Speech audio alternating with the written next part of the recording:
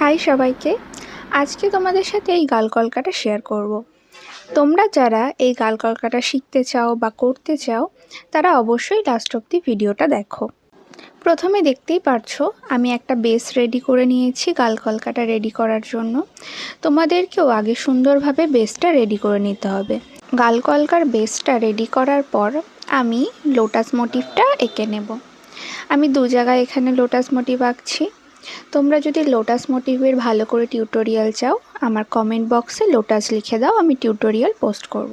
পর বাইরের সাইডটা আমি এক সাইজের পাতা দিয়ে ভরাট করে নেব। এরপর যে অংশগুলো ভিতরের দিকে ঢুকে গেছে ওই অংশগুলোও ভরাট করে নেব। নিচের অংশটাতে আমি একটা লোটাস মোটিভ দিয়ে ভরাট করে দিচ্ছি, কারণ একটা লোটাস দিলে খুব সহজে সেটা ভরাট হয়ে যায়। এবার ধীরে ধীরে উপরের ভিতরের অংশটাও ভরাট করে নেব। তোমরা নিজেদের ইচ্ছা মতো পাতা, কমা বা অন্য যে কোনো মোটিভ দিয়ে ভরাট করতে পারো। এবার ভিতরের সাইডটা আস্তে আস্তে ভরাট হয়ে গেলে তারপরে বাইরের সাইডটাও ভরাট করতে হবে। বাইরের সাইডে আমি বেশি কিছু করছি না, বাইরের সাইডে আমি কিছু ডট আর পাতা দিয়েই ভরাট করব।